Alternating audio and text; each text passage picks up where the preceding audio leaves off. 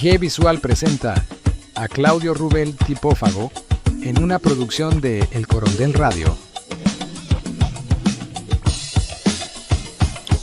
El Corondel Radio.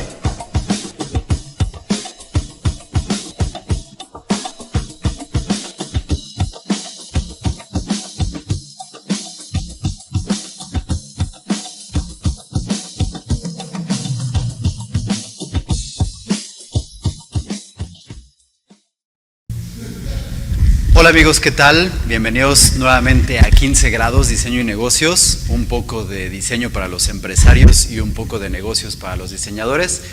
Y el día de hoy nuestro programa trata sobre arquitectura y diseño de interiores y por supuesto de cómo nuestra invitada ha incursionado en los negocios, cómo se desarrolla en ello y cómo es que puede hacerlo bueno, cómo lo ha hecho y con unos tips que nos dará para incursionar y para hacerlo.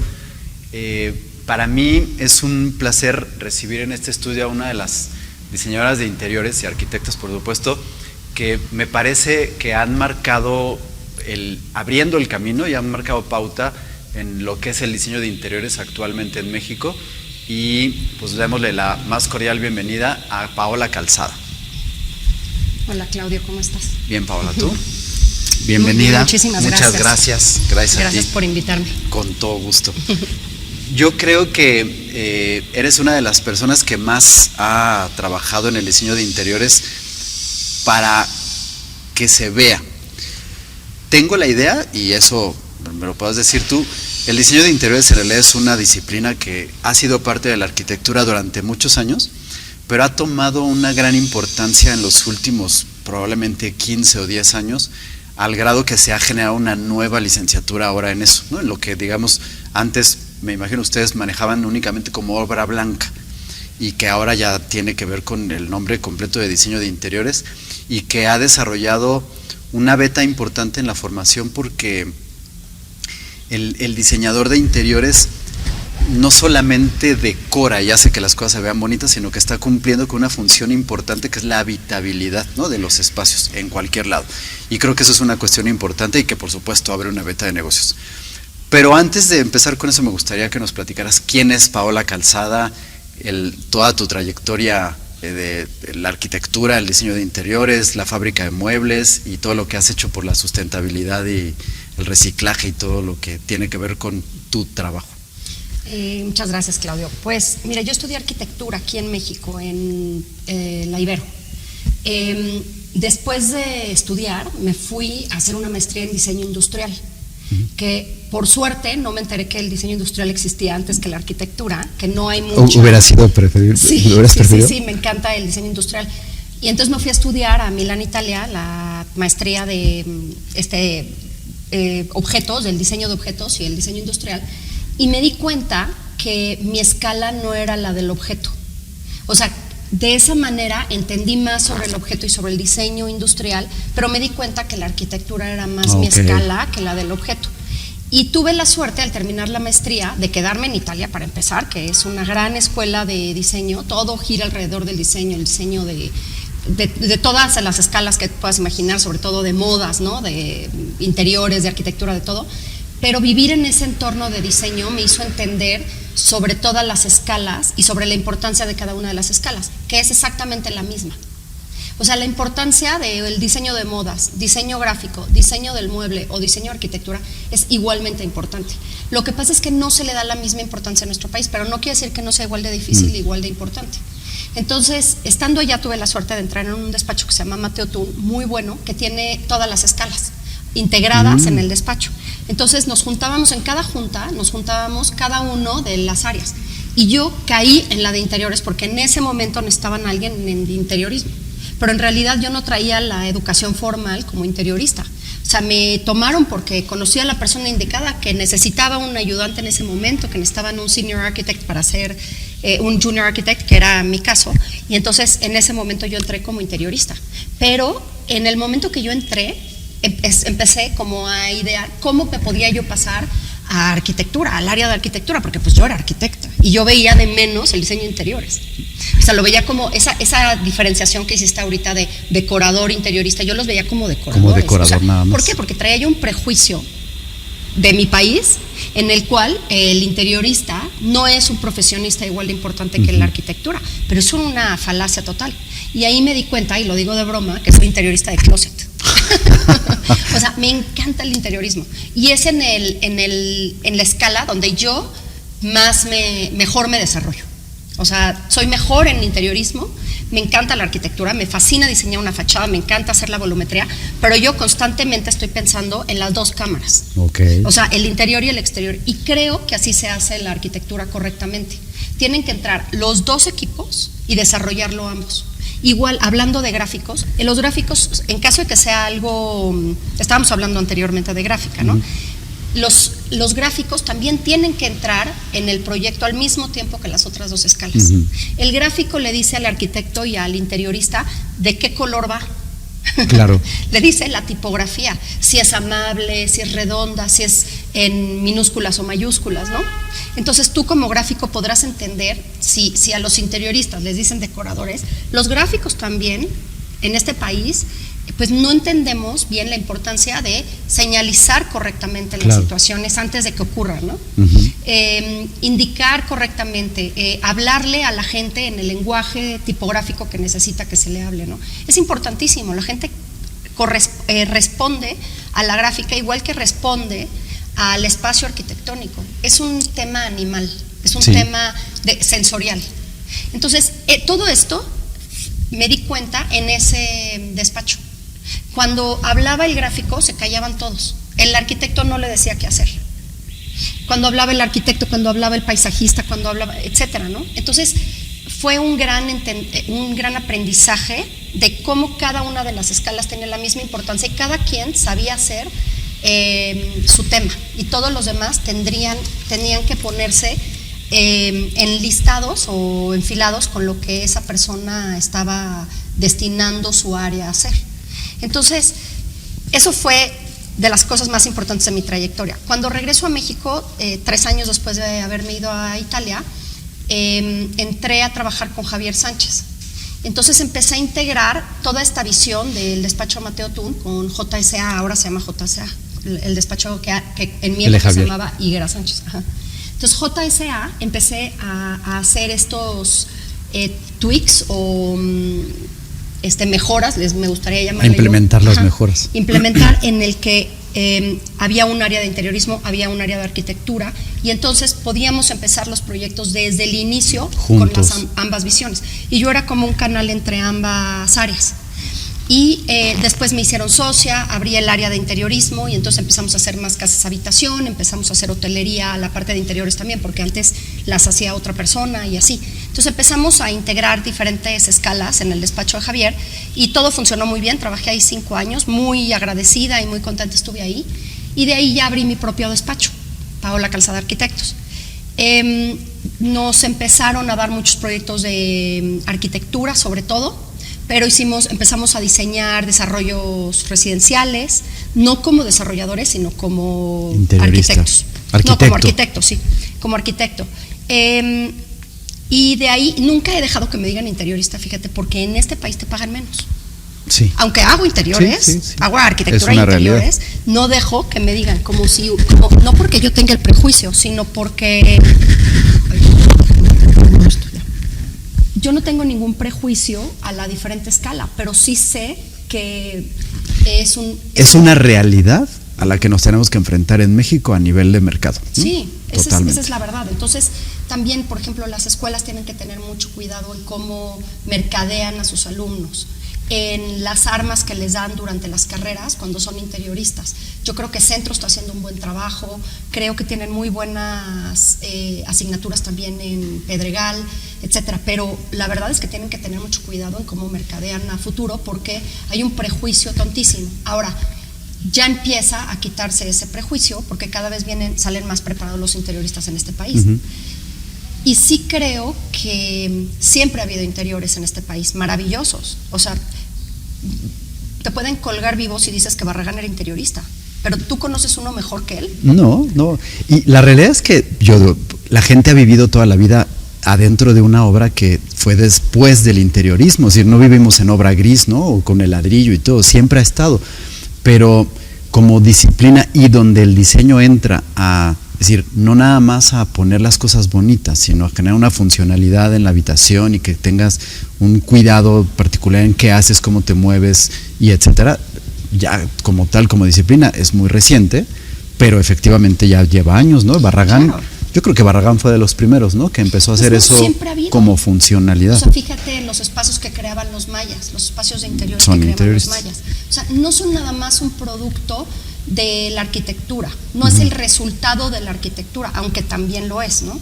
Sino también consideraban, por ejemplo, entradas de luz, entradas de ventilación, el arco maya daba una espacialidad interior, y sí técnicamente van definiendo su arquitectura dependiendo de sus necesidades, pero tienen intención al hacer los espacios en los que viven interiormente. Eso es el interiorismo. Es la manipulación del espacio para con crear, intención. Con intención y para crear diferentes sensibilidades, ¿no? Exacto. Entonces eso es el interiorismo, no es decorar, es de qué color lo voy a pintar, qué voy a poner. O sea, finalmente un mural puede ser decorativo, pero un mural maya jamás lo llamarías decorativo, ¿no? Entonces, no es que sean decoradores, son interioristas y generan unos espacios increíbles. Y siempre lo ha habido, porque siempre hemos vivido en un espacio interior. Wow. Paola, esto que comentas me parece muy importante porque las licenciaturas en México, en cualquier lado, no me importa en qué estado sean, ni si es universidad pública o particular, e incluso ni siquiera qué carrera sea. Es decir, lo mismo puedo hablar de un administrador, un contador, un abogado, un etcétera. Te enseñan a hacer. Pocas te enseñan a hacer, ¿no? Se centran en el hacer. Eres un experto en la disciplina de gabinete, ¿no? Eres diseñador de interiores, eres arquitecto, haces las cosas muy bien. No sé si trabajan mucho en que seas el diseñador, pero cuando acaban de enseñarte lo que se supone que debes de saber hacer, te sacan. Y entonces todos se enfrentan al ¿y ahora qué hago? ¿No? Es decir, ¿o quién soy? ¿Quién soy? Y entonces digo, bueno, yo sé hacer las cosas, entonces las puedo poner al servicio de una empresa y me voy a emplear. Y normalmente el que es empresario por vocación dura ahí un ratito y aprende y sale, ¿no? Y emprende. Algún otro que aventado sale y emprende. Pero todos, sin importar, se enfrentan a no sé cotizar, no sé cobrar, no sé vender. Ya que vendí me dijeron que sí, no sé cómo enfrentarme a la administración del proyecto y entonces nunca planeo que a lo mejor una obra tardaba 2 meses y se va a prolongar 4 y a los 2 meses con un día todo lo que pase ya es pérdida porque yo había planeado todo. Es decir, hay una serie de cosas ya en el negocio, en la práctica, que no están en ninguna universidad. Lo puedo decir con toda la autoridad que tengo y la experiencia, no lo hacen. Ninguno. Y ese es uno de los motivos por los que 15 grados sale, porque pues sobre todo en el área de diseño y de las industrias creativas, como que sentimos, bueno, es que yo soy diseñador de interiores, yo soy diseñador gráfico, mi título me avala a no tener que meterme con números, ni con matemáticas, ni con nada, yo soy creativo, ¿no? Yo hago todas las cosas y algunos incluso en el no sé quién soy, yo me voy a sentar y me voy a esperar aquí que me llamen porque pues yo soy muy bueno, tengo mucho talento y todas estas cosas. Tú lo viviste en una transición, ¿no? Y que ahora te quiero decir, si las cosas estaban tan, digamos que tan aceitadas en Italia, ¿por qué venirte a México, a un lugar donde tuviste que venir a picar piedra? ¿Y cómo ha sido enfrentarse en esto que nos puede ayudar a quienes somos creativos, diseñadores y queremos emprender, a enfrentarnos a una realidad en México que pues no es muy alentadora, además de la situación? Yo creo que la situación en Italia no está nada fácil tampoco, o sea, son muy poquitos los despachos que tienen trabajo y yo estaba en uno, no lo entendí bien, o sea, no entendí bien que me debí de haber quedado más años, no entendí bien que no debió de haber sido una estancia de 2 años, sino de 10, okay. ¿no? Lo que pasa es que la cultura es muy diferente, la milanesa son como alemanes, entonces sí es como que estás en un mar diferente, hablas era mi tercer idioma el italiano, entonces no lo hablaba tan bueno, sí lo hablaba fluido y laboralmente, pero pues no era mi idioma natal, ¿no? O materno. Entonces, no deja de ser difícil. Vivimos mucho mejor, pues clases medias y clases altas en México, vivimos mejor que la clase media trabajadora en Europa. O sea, sí es dura la vida, ¿no? Acá tienes finalmente ciertas comodidades porque tienes tu comunidad que te respalda. Pero bueno, dejando a un lado eso, yo creo que por lo que yo me regresé fue por pensar que pues que no quería yo vivir toda mi vida en Italia, pero lo que yo no entendí es que no había prisa, que podían ser 10 años allá más, ¿me entiendes? Y si lo hubiera hecho, pero bueno, no importa, ¿no? Me regresé y la verdad también, otra vez suerte, otra vez pues buen currículum, lo que tú quieras, caí muy bien en el despacho de Javier Sánchez, que estuve felicísima. Él me dio muchísima oportunidad de hacer lo que yo quisiera, o sea, no es un jefe impositivo, lo cual eso es muy importante. Lo que yo creo que falta en México es la conciencia de conservar a tus empleados, tener una práctica más justa para conservarlos, porque los mismos jefes no lo saben. Entonces creen que no liquidar a alguien puede ser un ingreso para el despacho o no una salida, o evitar una salida. Cuando no, lo que tú quieres evitar es que los talentos se te vayan. Entonces, esa educación empresarial tampoco lo tienen los jefes de los grandes despachos. Los hay, pero no es muy común. Entonces, no es muy común que hagas carrera en un despacho. Eso es lo que yo creo que es un error de los despachos grandes mexicanos. Okay. Que no te conservan como los abogados, que te hacen socio, pagas, haces socio, tú traes trabajo y entonces te conservan y se va haciendo más grande el despacho. Eso, por ejemplo, se me haría una práctica laboral maravillosa, empresarial, de los despachos de arquitectura.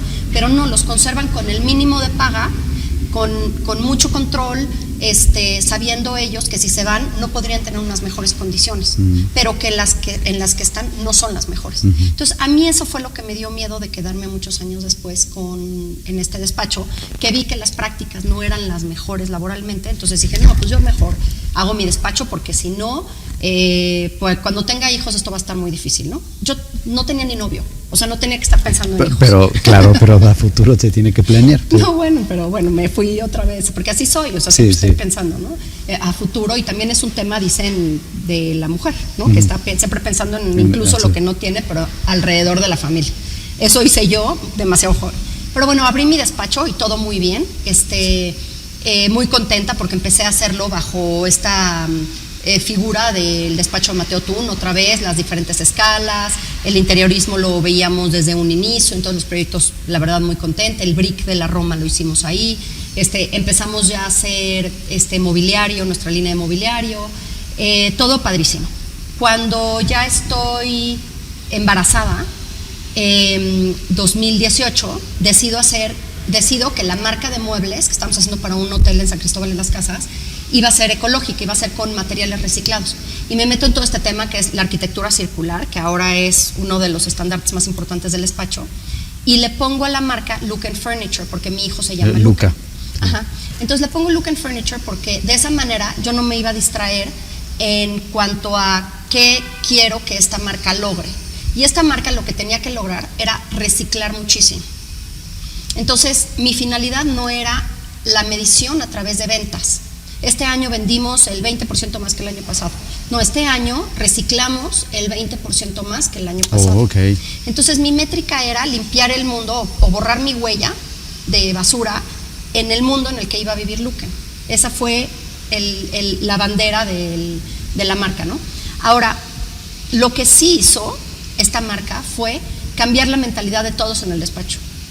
No sabes qué bonito fue desde que empezó ese proyecto, como todos los arquitectos e interioristas que ya teníamos en el despacho, empezamos a pensar en cómo reciclar, reutilizar, renovar.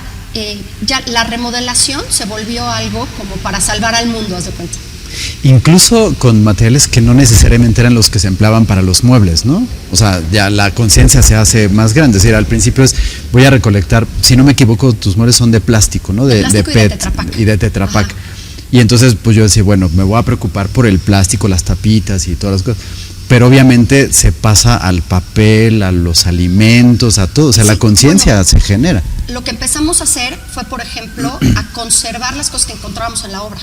Por ejemplo, los polines de tercer madera. uso, los polines para después colar las losas, las empezamos a hacer la carpintería con esos polines. Wow. A reutilizar, porque empezamos a entender que en la economía circular hay diferentes R's y hay R's con más importancia que otras. Por ejemplo, el reciclar toma muchísima energía. Sí. O sea, Look and Furniture, rehacer esos tablones toma mucha energía, muchísima... lo ves en el precio del mueble, sí. Son caros los muebles. Entonces, todas estas capas de trabajo que se tienen que hacer para reciclar son mucho menores en la reutilización. Entonces, la R, reutilización, que es la ley de las 7 R's, que es muy interesante que la lea tu público. Por ejemplo, el reusar, no voy a tomarme una botellita de plástico, no voy a comprar una botella de nueva, agua, sí. Sino voy a traer un termo, reusar, esa R es la de mayor valor, porque no hay una botella más en el medio ambiente. El reutilizar, el remodelar, el rediseñar, tienen más importancia que el reciclar. Reciclar, fíjate. Sí, tienes mayor impacto. Entonces me di cuenta que yo estaba en la R menor, en la de reciclar, pero aún así está buenísima. Y después, Look and Furniture, digamos que contaminó o invadió al despacho de arquitectura positivamente, contaminó positivamente al despacho, porque empezamos ya a reciclar muchísimo más, utilizando las placas y todo lo que usamos para los muebles en la arquitectura. Entonces, por ejemplo, en un roof garden que hicimos en Polanco, reciclamos 1 tonelada de basura. Y vender 1 tonelada de basura en muebles nos tomaba muchísimo tiempo y esfuerzo. Entonces, solo un roof garden de 70 metros cuadrados, reutilizamos 1 tonelada de basura. Y ahí fue donde hicimos el clic. Y empezamos a contratar la compañía de Look and Furniture en despacho de arquitectura para que nos hiciera decks, parasoles, las mamparas para los espacios públicos o los espacios al abierto, los camastros de la playa, de los desarrollos que ya estábamos haciendo en el despacho. Entonces fue una generación de una nueva empresa, y esa empresa, digamos que su cliente es Paola Calzada Arquitectos. Wow. Y ya reciclamos más, que será el cometido. Sí, el tiempo. Nosotros tenemos una costumbre de tener una pregunta que le decimos el grado incómodo, ¿no? De todos estos 15 grados que te pueden impulsar y que ahorita iremos para allá, hay un grado incómodo. De tus proyectos, ¿cuál crees que haya sido el que más trabajo te haya costado, que hayas dicho, este es el cliente más difícil, o el error más grande que he cometido, o algo que por supuesto siempre se va a transformar y se va a convertir en aprendizaje, pero que sea algo que te haya costado mucho, que a lo mejor que te haya traumado?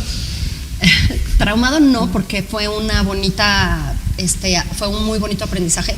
Fue precisamente la empresa Look and Furniture. Okay. Lo más bonito que hemos hecho profesionalmente, o que he hecho profesionalmente, o sea, hablo en plural porque pues fuimos muchas personas en el despacho, ¿no?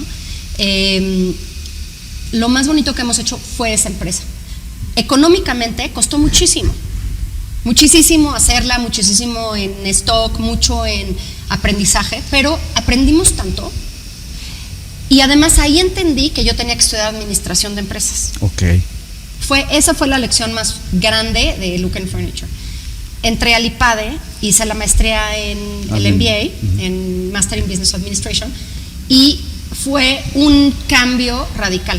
Empezaste esta conversación diciendo que los creativos no estudiamos administración y no nos dan administración en las universidades. Es toda la razón del mundo. Yo no sé cómo vamos por la vida sin estudiar administración. O sea, es increíble.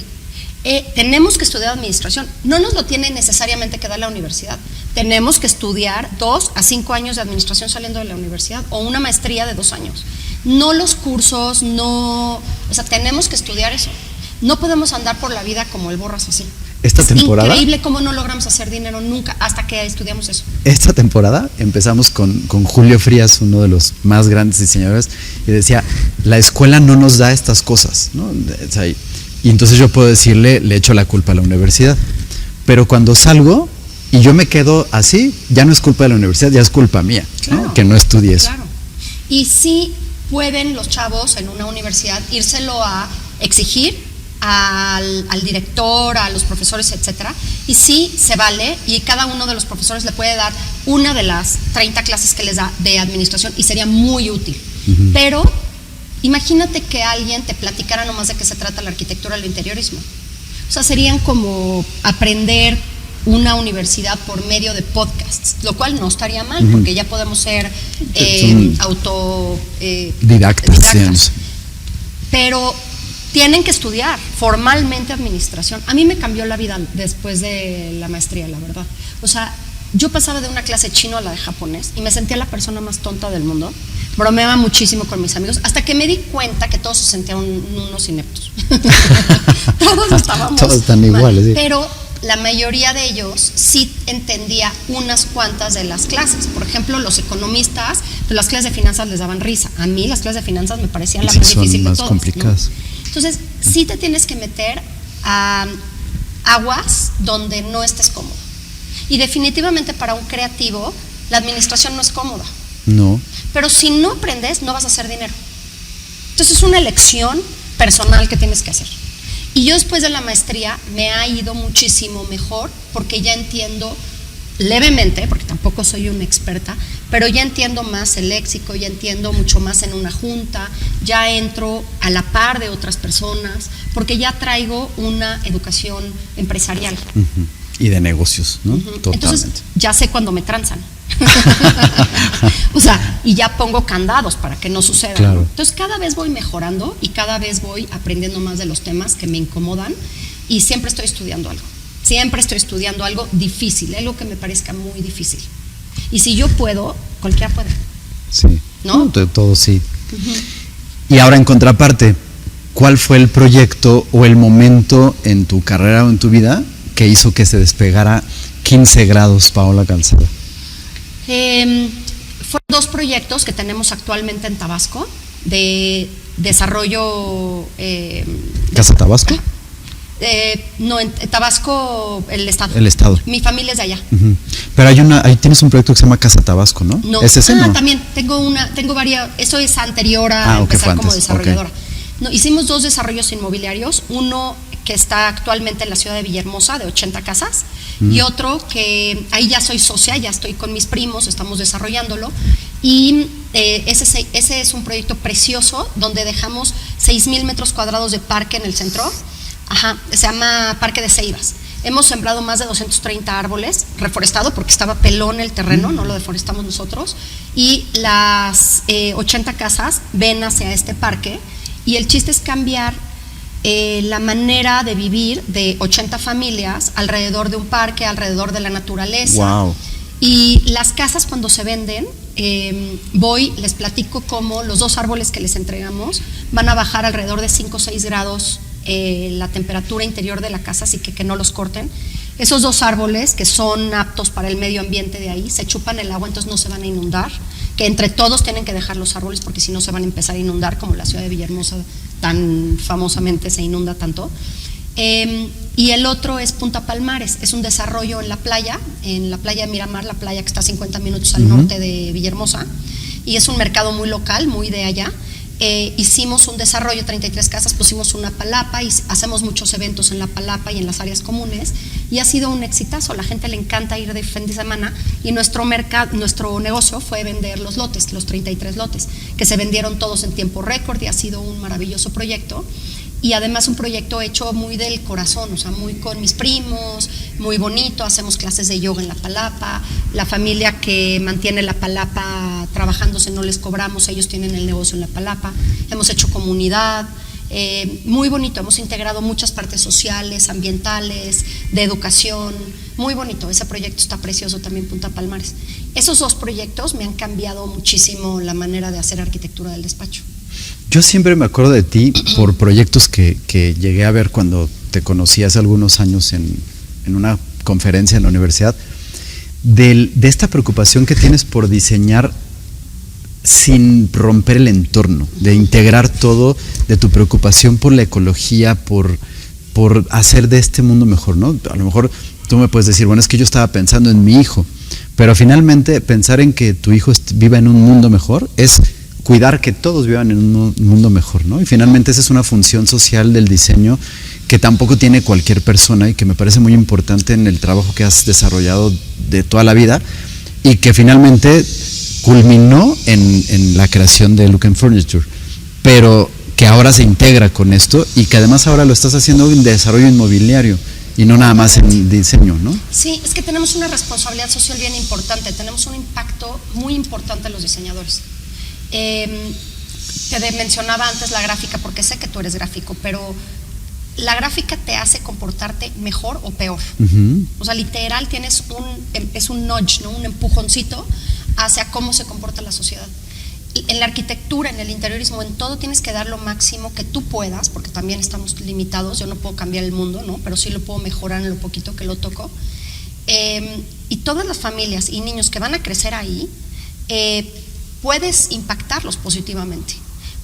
O sea, yo no entiendo cómo alguien cuando ve una ceiba gigantesca la quiere talar y se atreve a talarla. O sea, no puedo creer que eso entre dentro de la psique de alguien, ¿no? O una palmera que no da oxígeno.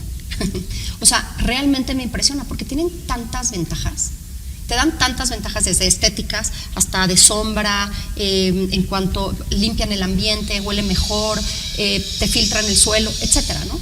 Entonces, realmente el dejar un buen proyecto en un tiempo limitado, con árboles ya crecidos, es muchísimo más limitado el tiempo en el que tu proyecto ya es bellísimo. Y tienes que pensar también a futuro. Por ejemplo, en Parque de Ceibas pusimos una calle, sembramos puros árboles que van a florear amarillo y la otra calle van a florear todos rosas. Entonces, eso para mí limita este tema de los desarrollos. ¿Te acuerdas de estos desarrollos gigantescos que hacían, bueno, en los 90s? Infonavit de casas Geo y estas cosas, ¿no? Sí. No dejan un árbol, es la ciudad del Tinaco, sí. Y dices, la gente que vive ahí se ha de sentir tan pequeña, ¿no? Mi casa es igual que las otras 1200 casas. Es más, siento como que hay una sensación de que te has de perder. Sí. De cuál es mi fila, ¿no? De que no eres importante. Y de esta manera, un desarrollo de 80 casas, que no son pocas, cambia totalmente la percepción, porque sabes que esa es la línea amarilla, esta es la línea rosa. Son diferentes ambas. Y las dos están una época del año floreadas divinas a través de algo que yo ni controlo ni me costó. Y que además ayudas al medio ambiente, porque dices, va a evitar inundaciones, te baja la temperatura. Y esos Villahermosa dos árboles son los que más agua chupan, aparte de la ceiba. Por eso se llama Parque de Ceibas y por eso sembramos esos tres tipos de árboles. ¿Qué son? Guayacán, la ceiba, y el tercero se me fue el nombre ahorita, que es el Guayacán, es amarillo, y el otro rosa, no me acuerdo. ¿Rosa no es framboyán? Framboyán, es ese, ¿no? El mejor que existe para eso. Y el Guayacán es amarillo, creo. Siempre se me confunden los dos. Sí. Wow, qué padre. ¿Qué podríamos decirle a nuestra audiencia? El programa va dirigido, y más o menos la mitad va a diseñadores creativos que quieren emprender, que no saben de negocios, que están aprendiendo. Finalmente esto es como un diplomado en podcast, ¿no? Pero también tenemos empresarios, ¿no? Que están aprendiendo de diseño, que dicen, bueno, ¿qué tengo que pedirle a un diseñador? ¿No? Cuando yo necesito un proyecto, a lo mejor una identidad, una revista, un brochure, todo el branding de una marca o etcétera, o incluso la renovación, ¿no? Sobre todo estos emprendedores que están generando restaurantes, cafeterías o algún tipo de empresa que dicen, voy a generar toda la marca, pero necesito también un interiorista, necesito el arquitecto, necesito tener todo esto para que sea integral, pero a veces no saben cómo pedirlo. Y a veces es más fácil pensar, bueno, es que mi sobrina le sabe a la computadora, ahí tengo un programa, seguramente lo puedo hacer, hoy con ChatGPT le digo que me genere un plano para esto y me va a desarrollar, y me voy con eso y me ahorro a todos, ¿no? A los creativos. Y con el tiempo, les digo mucho, trabajé con Sedeco hace poquito y tienen un estudio muy interesante porque ellos dicen, de todas las empresas que se generaron en el 2024, el estudio lo hicieron en 2024, el 80% que tuvieron problemas financieros por un asunto de competencia y de posicionamiento, etcétera, fueron los que no contrataron un servicio de diseño previo. Fíjate. La mitad de planeación y de estrategia, ¿no? Finalmente lo que hacemos es eso. La mitad lograron resolver el problema contratando a un diseñador después. La mitad tuvo que cerrar o quebraron. Tú, como Paola Calzada hoy aquí, ¿qué podrías decirle a ambos?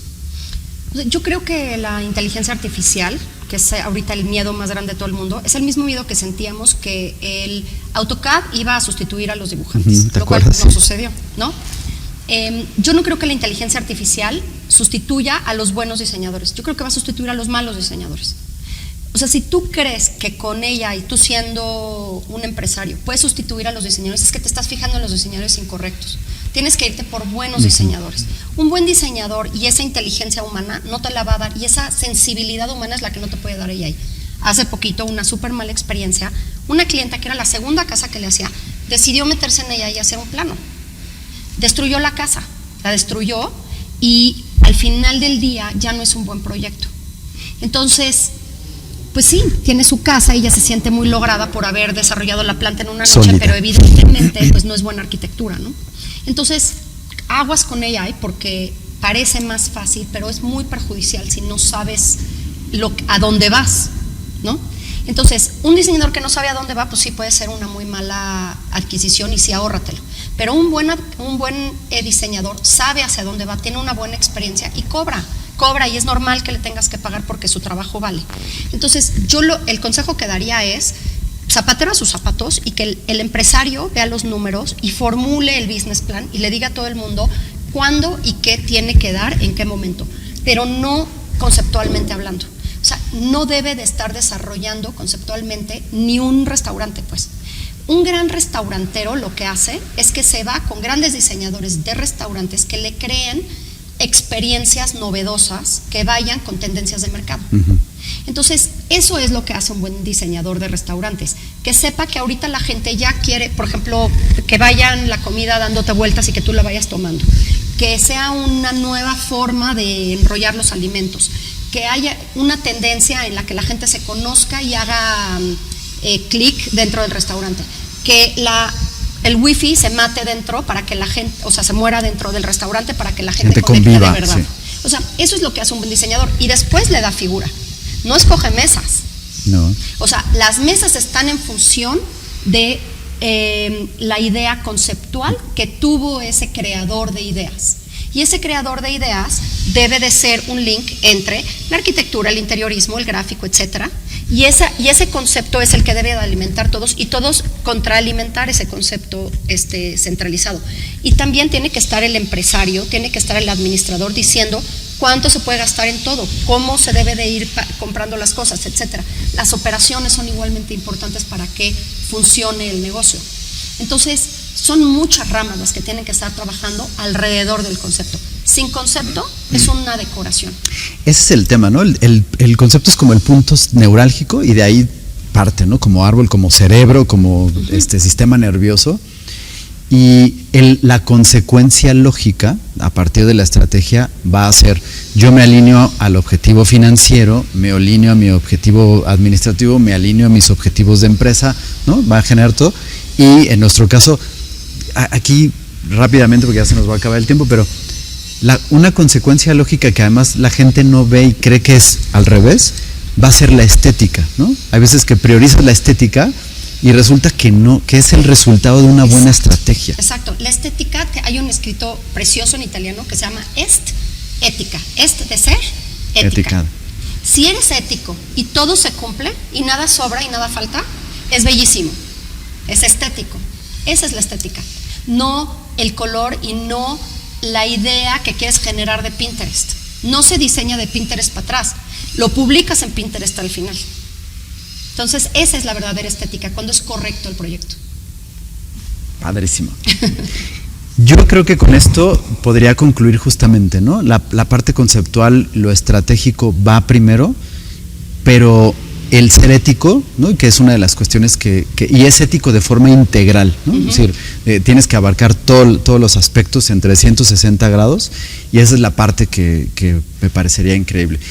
Paola, siempre es un placer platicar contigo, desde las veces que nos veíamos en la universidad para las conferencias que nos hacías favor de ir a dar. Gracias. Y las 2 veces que nos encontramos cruzándonos en la Feria Internacional del Mueble en Guadalajara, que platicábamos 3 minutitos, pero siempre ha sido padrísimo, y la verdad es que he admirado tu trabajo y tu trayectoria toda la vida. Me parece que eres una de las más importantes diseñadoras de interiores y arquitecta, ¿no? Porque finalmente lo que es arquitecta. Y pues para despedirte, ¿qué podrías decirnos en 15 grados? Pues hay la gente que está interesado en interiorismo, hay una maestría en la UNAM maravillosa, que muchos años di clases ahí, que es precisamente de diseño de interiores. Cuesta muy poco porque es de la UNAM, pero sí cuesta. Es un posgrado maravillosamente bien articulado por la coordinadora, que es Mariana de la Fuente. De verdad le deja el corazón ahí, maravillosos profesores, precioso Está Lorenzo Díaz, ¿no? Lorenzo Díaz da clases ahí. Mucha gente dedica mucho tiempo a Jimena Fernández, también da clases ahí, sí. Buenísima también. Mucha gente que le dedica su tiempo a la UNAM por ser la escuela tan importante que es, y es muy, muy buen posgrado. De ahí normalmente yo contrato a la gente después de terminar la maestría. Es maravilloso. Y segundo, administración. Si eres un creativo, no quiere decir que estás peleado con el dinero. No. Sinceramente es porque no haces dinero porque no sabes cómo hacerlo. Ve a aprender cómo se hace el dinero, ahí está. Hay clases de todo en ese tema. Y también ser autodidacta es muy, muy importante. Este tipo de podcasts y todo lo que puedas ver en tu tiempo libre o no libre es sumamente importante. Sí, finalmente el invertir tiempo para escuchar un podcast, para leer un libro, para aprender, parece que lo hacemos en el tiempo libre, pero debería ser como algo fijo que tienes que hacer en tu jornada de trabajo, ¿no? Me voy a preparar de alguna forma para poder tener estas cosas, ¿no? Siempre creo que esta parte es como fundamental. Concluyamos el programa. Yo digo, creo que ya la parte de la preparación, ¿no? La formación en administración me parece que es fundamental.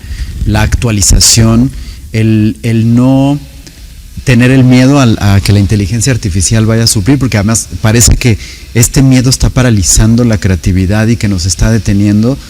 Y claro, estamos en una curva de aprendizaje y en un periodo en el que estamos descubriendo qué hace, qué no hace, pero a veces también nos vamos mucho a la facilidad de la inmediatez que nos da para hacer, y habrá un tiempo de que se calmen las aguas y podamos empezar a trabajar, pero no dejarnos sorprender ni atemorizar por la inteligencia artificial, ¿no? Sí, es como en antaño que decían el AutoCAD, ¿no? Lo que te decía yo antes.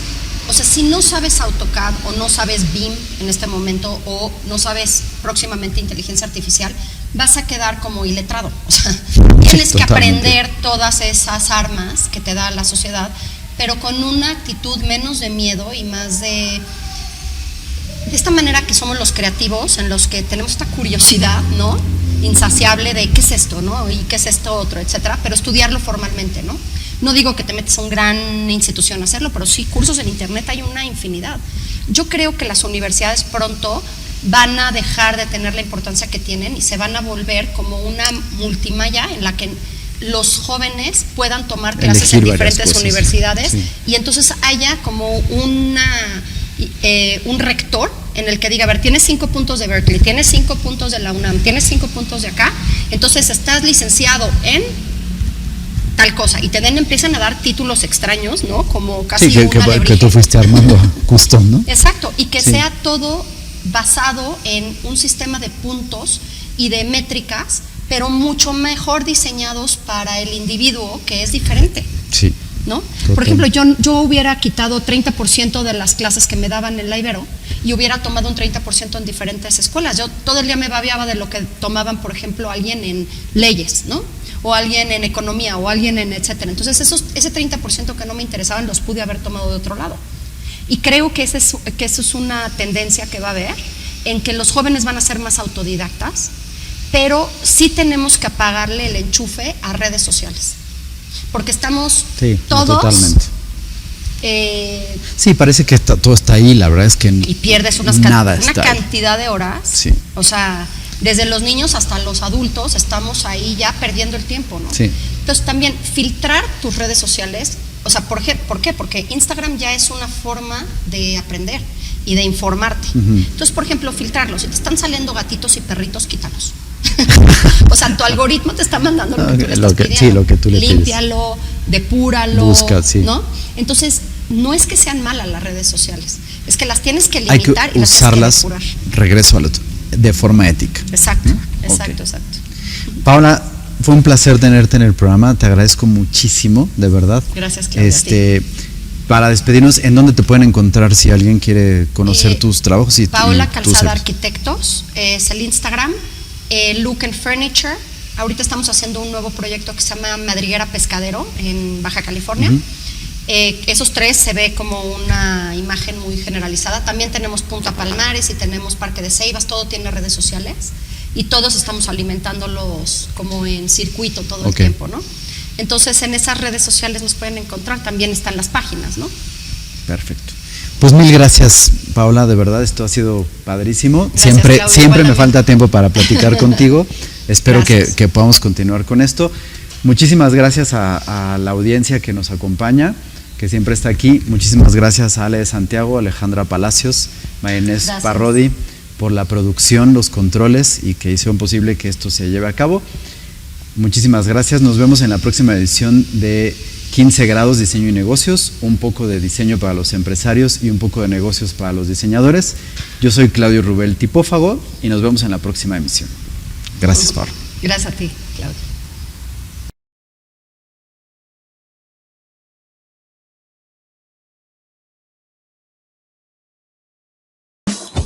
El Corondel Radio. Síguenos en todas nuestras redes, @15 grados, en Instagram, 15 grados Diseño y Negocios en Spotify y como El Corondel, 15 grados Diseño y Negocios en Facebook.